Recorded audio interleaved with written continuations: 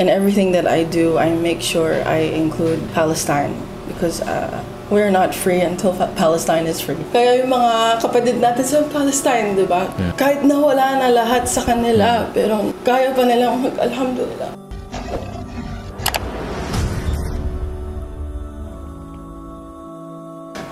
Assalamualaikum. So welcome sa another interview. At alhamdulillah ngayon, nagkaroon tayong chance na sa tagal na natin kasama sa work pero ngayon lang natin nabigyan ng oras para i-interview ang story ng isang revert na Muslim. At dati siya nasa showbiz. Kilala nyo naman na iniwan din niya ang mga bagay na ito. So kilalanin natin. Assalamualaikum po. Pakilala po tayong name, tapos taga-saan tayo sa Pilipinas? Ako po si Queenie Padilla. Isa po akong actress dati. And now I live in the Philippines. I used to live in Pakistan, and I grew up in Australia. Are you originally from where, like your father or mother? From which side you're Filipino? Both my parents are Filipino, pero ang nanay ko may halong Jewish, American, Chinese. At si Papa may halong Spanish and Native American. So United Nation. Yeah. United Nation family, mashallah. May mga Jews sa part ng mama mo, no? Yeah. But later on we will go about like you're supporting Palestine, even may background ka na Jew. So, ano dati mong religion before mo nahanap ang Islam? Before my mom, dati po siyang Katoliko, and yung papa ko naman isang Jehovah's Witness. So, alin doon ang ano mo, yung lumaki ka, like where you used to practice? I think mas more on Jehovah's Witness kami kasi naalala ko nung bata pa kami, may Bible study kami kasama lola ko from my dad's side. So until now, I still remember yung yellow na Biblia niya na maraming pictures. Sino una nagbalik Islam sa family mo? Papa mo? Si Papa. Ang tatay ko nag-convert siya in prison. And then after 3 years, si Mama nag-Muslim. Ikaw, paano mo nahanap ang Islam? What makes you decide to become Muslim? Ako naman, di naman ako finorce ng parents ko or ano. Si Papa, he tried his best to educate us about Islam. Like every night we would memorize Al-Fatiha, Ayatul Kursi, what and age the are you three that Quls. 6 or 7 years old. Oh, so Muslim na siya. Yeah, so basically I grew up with the values of Islam. So at least you're still in the fitra, and kung nakagisnan mo na, it's like you're really since birth born in Islam. Diretso na yun, born Muslim. Maybe you're confused, nagpa-practice ka ng iba, but you really practice Christianity before Islam? Talagang you consider yourself yes, as a Christian before? I remember I told you, nagba-Bible study pa kami noon. So doon ka active. Christian ka noon talaga. So, yes. Paano mo nahanap yung Islam? Through your father? Siya yung nag-invite? Si Papa. So ano naman nagustuhan mo? Bakit mo in-accept yung Islam at maging Muslim? Unang-una, syempre, since si Papa nag-share about sa Islam, talagang pag nag-aaral ka, nagbabasa ka ng Quran, talagang mararamdaman mo, there's something divine about the words of the Quran. It just gives you a beautiful feeling, even listening to the Quran, you know, because ako hindi ko pa na-master yung Arabic. Pero dream ko talaga na kaya kong basahin ang Quran in Arabic, inshallah. Pero yun nga, there was always something about Islam. Pero yun nga, as a kid who's curious and is exposed to the Western way of life and Western influences, talagang ang dami kong tanong noon. Ang dami kong hindi maintindihan. Like, about the 4 wives, bakit allowed, tapos bakit kailangan mag-hijab, nasa 21st century na tayo, di ba? Bakit kailangan pa mag-hijab ang babae?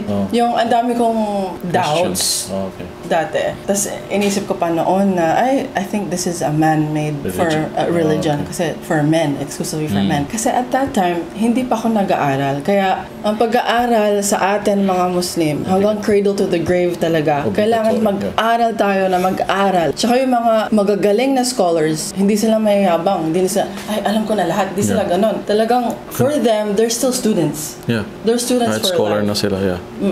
Subhanallah, nung pinag-aralan ko talaga yung Islam in a deeper sense, talagang kahit sino may in love. Kasi lahat nandun ang justice. Basta lahat ng way of life, really. The way of life talaga siya.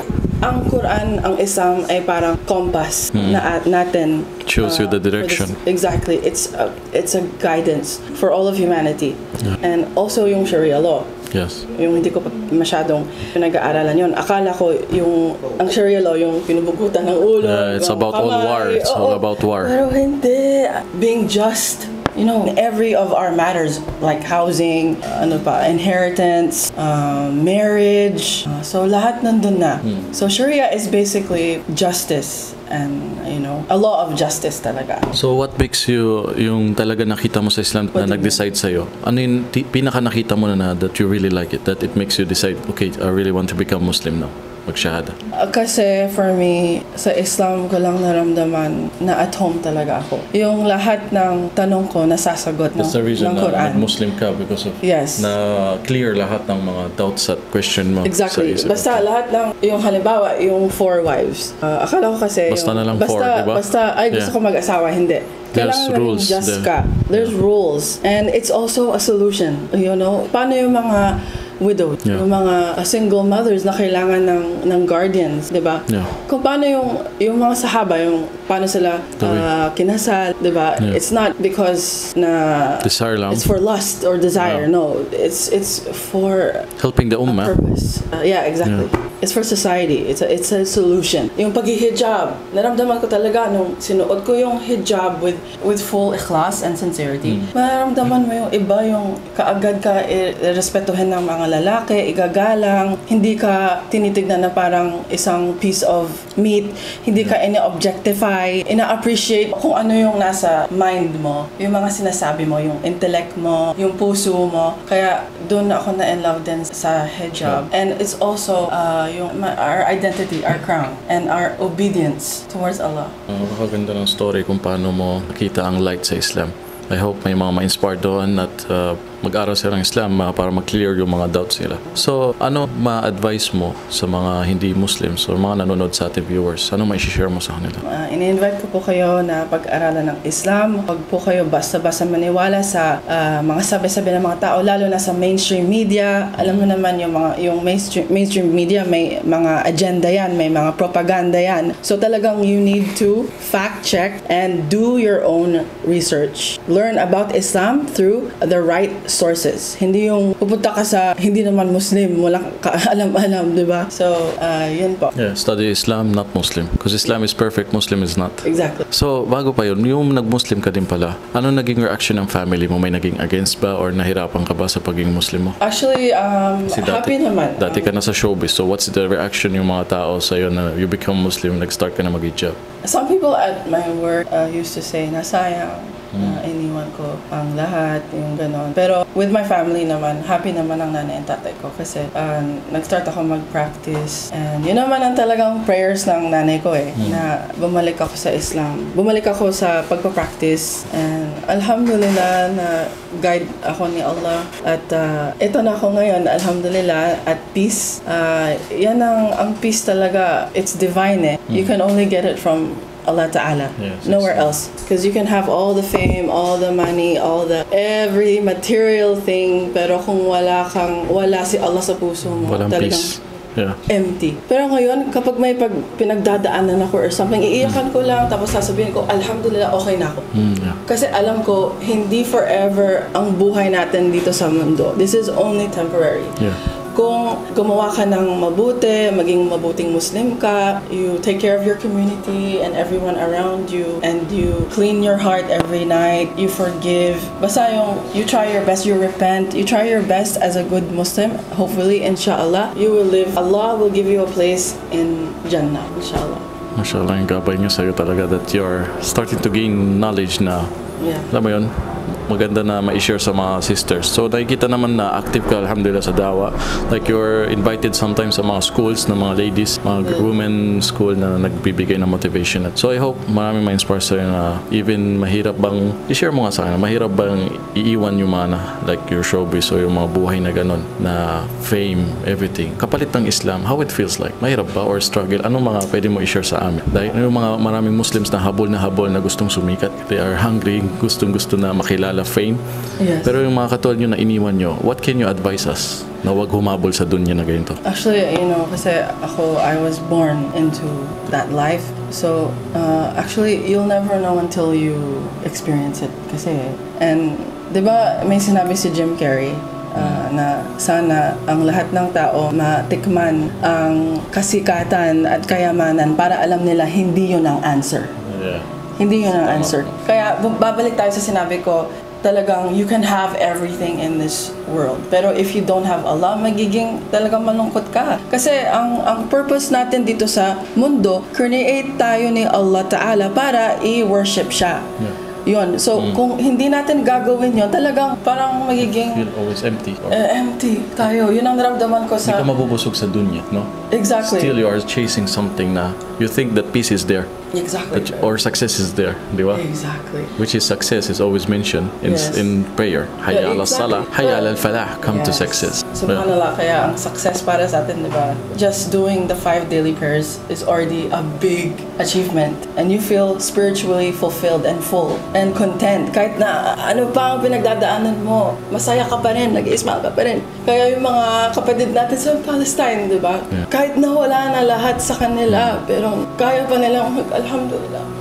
Diyan tayo pupunta sa kwento na yan. Like, because related ako sa'yo na growing up sa family na may 3 religion. Because Islam from my father, na Muslim Palestinian from Gaza, and Christian from my mother's side sa lola ko. She's from Zamboanga and Christian. And Jewish from my grandfather mula Switzerland. He's a Jewish. So I grow up sa family na may 3 religion. But at least okay naman. So you, growing up with 3 religion din, you mentioned that may Jew, may Muslim now, and may Christian. How did you, like, mayroon bang mga discrimination or away sa loob ng pamilya, or you are living together na with peace? You know, actually, I wasn't really exposed to my Jewish side because I never really got to meet my grandpa. Because he passed away, I think. Pero all I knew was my grandmother was half Jewish. I was exposed more to Christianity and Islam. There were times where one of my aunts would tell me, "Why did you become Muslim? We are Filipinos. Our religion is Catholicism." Hindi niya alam yung history natin. We were diba? Muslim before, yeah. We were Muslim before. Lapu-lapu. They were not conquered by the Spanish, right? Subhanallah, and they're Muslim. Sana yung education system natin dito sa Philippines, sana mag-improve. They put the real history. Exactly. Filipinas, yung before Spanish came. Okay, so about Palestine. So having a Jewish family, like how it feels like you're supporting Palestine against Brazil or something? Kasi may mga Jew na original Jews, like ethnic Jews from Palestine. Pero yung lahi ko kasi mga Ashkenazi Jews, Ashkenazi Jews, yung mga halong European na mga Zionists. I'm not ashamed because the issue of Palestine is not a Muslim issue, it's not an Islamic issue, it's a humanitarian issue. And everybody in this world should be concerned. Yes, because there are Palestinian Christian and even Palestinian Jewish. Exactly. So hindi siya, it's about only religion. Yeah. Yung freedom, yung land, this is home. It's about justice, it's about freedom, it's about the rights. Yes, human rights. Human rights. Even just to eat or to sleep well. Basic needs, housing, medical needs. Everyone deserves that right. Thank you for supporting. So what else do you have for Palestine, like my future project? Right now, I'm using my platform and my voice, and everything that I do, I make sure I include Palestine because we're not free until Palestine is free. We don't have t-shirt. So I hope they will learn many things from this video, and thank you for supporting also. Na ibig sabihin buhay yung heart mo para sa humanity. At I hope we have more Filipinos na ma-educate sa ganitong situation. Because even our country, pag sinakop tayo ng ibang bansa, they will do the same. What we will feel, we are going to protect our land and country. So thank you so much. Before, siguro maraming gusto magtanong about sa love life mo, no? Kasi dati may kumalat yung about na ikaw ay nahiwalay. So kung gusto nyo ng about sa interview sa love life niya, I think another video kung maraming magsasabing part 2. So comment below if you want a part 2 of this about sa love life niya para tumigil na yung mga tao about, di ba, nag-iisip ng about sa'yo, pero yung marami na nagdudua din sa'yo na mapunta ka sa mabuting lalaki. So inshallah, malagay ka sa ganung kalagayan matapos kung ano man problem mo. At inshallah, kung marami man mag-share at mag-comment ng part 2, please i-interviewin natin. Pag ready na siya, i-show or share ng konti. Maraming salamat sa panonood. I hope you learned something about sa journey niya to Islam. And share this please sa mga friends mo to makita nila that yung dating nasa ganun buhay ay iniwan niya for Islam. ano ba yung peaceful na nakita yung kapayapaan dito na hindi niya nakita noon sa buhay niya noon. So please share this, and inshallah comment below kung sino pang gusto ma-interview nyo na nasa showbiz. Naway gabayan sila ng Allah at maging Muslim. Maraming salamat, and don't forget to always support Palestine. Free Palestine! Thank you so much. Masalam.